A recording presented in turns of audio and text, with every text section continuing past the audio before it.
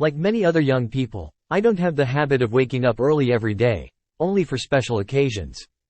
Last weekend, my friends and I decided to go on a trip to the mountainous area of my country called the Panjshir Valley. We had to leave very early in the morning so that we didn't get stuck in the traffic. We would also get to spend more time there.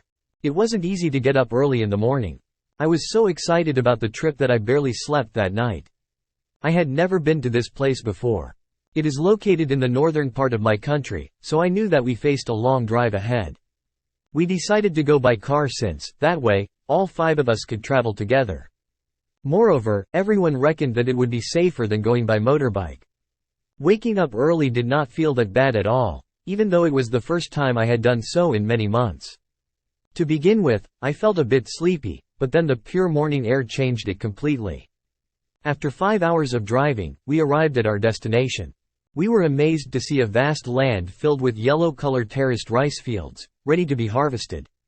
Under the sunlight, these rice fields sparkled like gold.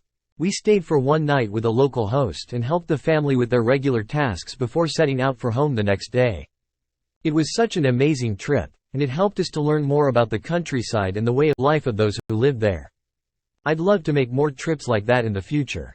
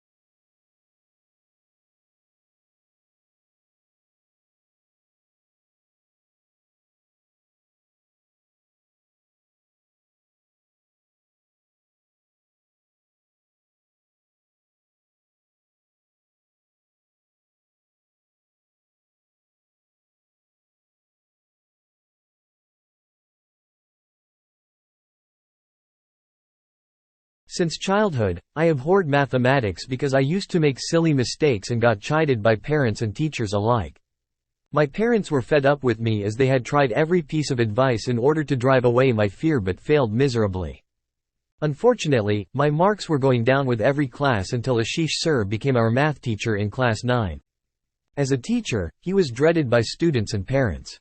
By appearance, he was very docile, and one can never assume what a strict teacher he is. He never rebuked us for making mistakes or scoring less, but the way he pitched his words with a sweet smile inflicted a lot of pain on everyone. Though he was never rude or scolded me, I used to keep my distance. Despite his behavior, his teaching methods were inspirational. He drew examples from real life and explained each difficult sum in a way like no one has explained to me before. As a result, I tried hard to practice myself and began to improve. I still remember the last day of school before the board exam, when he called upon me and advised me on how to work on my weak areas. This motivated me to work very hard for the last few months. In the end, I got scored 88 in my most hated subject in the board exam and all my family members were stupefied. Later, when I went to school to collect my results with my parents, I met him. I could feel in his words that he was proud of me and wanted me to do better. Even now, I try to avoid any complicated mathematical problems, but just because of that one person, I am not afraid anymore. He taught me that if I want, I can overcome any hurdle with hard work and perseverance.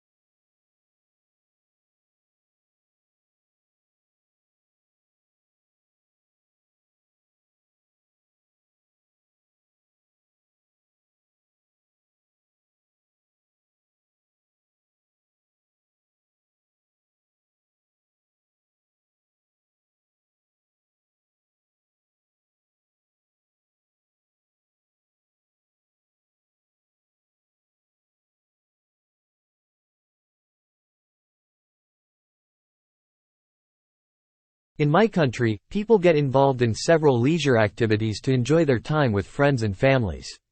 Sports always binds people together. On such a note, the leisure activity or sport which is widely popular in our country is football. People, especially kids, do not need nets and trimmed playgrounds to play the game. The game is an emotion for them. Playing on muddy ground on a rainy day can give you chills. The Kolkata Derby has always been the greatest in the world, with the El Clasico being equally famous. The clash between Ronaldo and Messi, the two most outstanding of the same generation, has its perk. Sunil Chetri, Anirudh Thapa, Adil Khan, and many others are a few other popular personalities who have paved the way to Asian Cup. Football is the type of game where people can sit for 90 minutes without assumption. The excitement from minute 1 to min 90 remains absolutely the same. It needs no prior planning except for the formations. People sit there and pitch for their favorite team and hope to win. Many colleges and schools hold football tournaments for entertainment too. Football is an emotion, even to me. This is a sport where you can fight like cats and dogs for pitching for your respective team or play for it. But, at the end of the day, you all will be ending it on a happy note. That is the beauty of the game that binds people together as one. They might have differences of opinion, but the love for the game is eternal.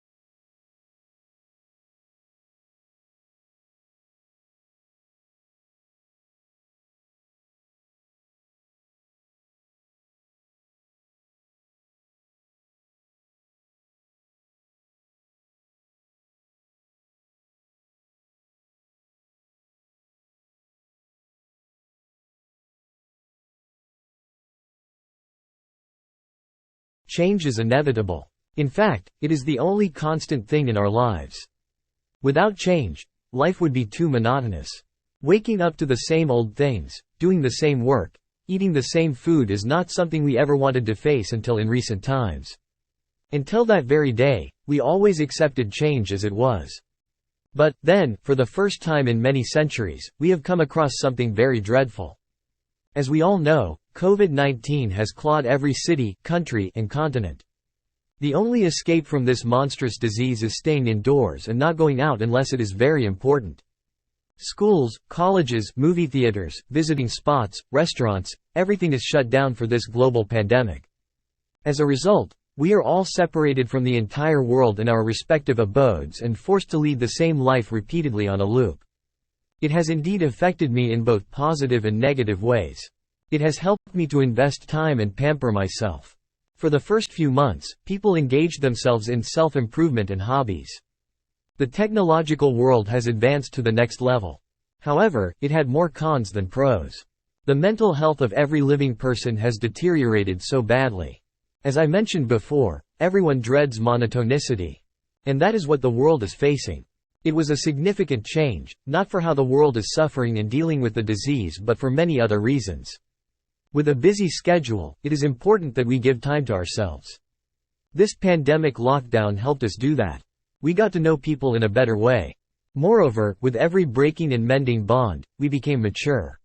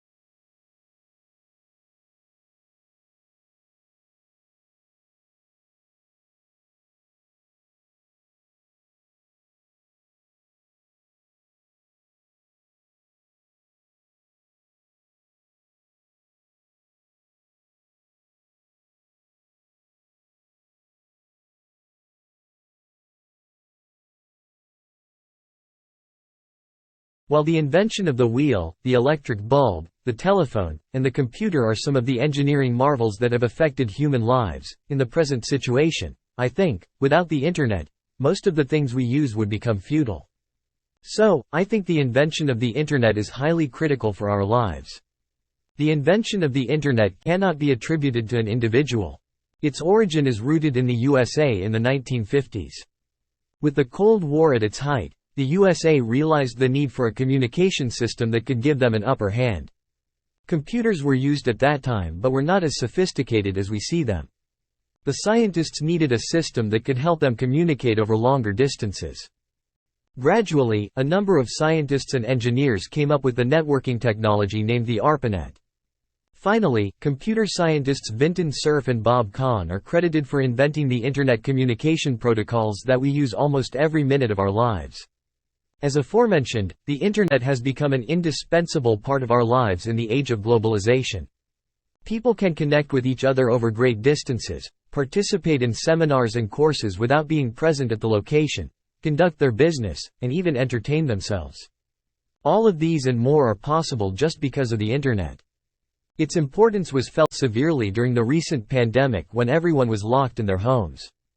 Just because those scientists and researchers had worked hard years ago, we could communicate, educate, buy or sell and keep ourselves motivated in dire times.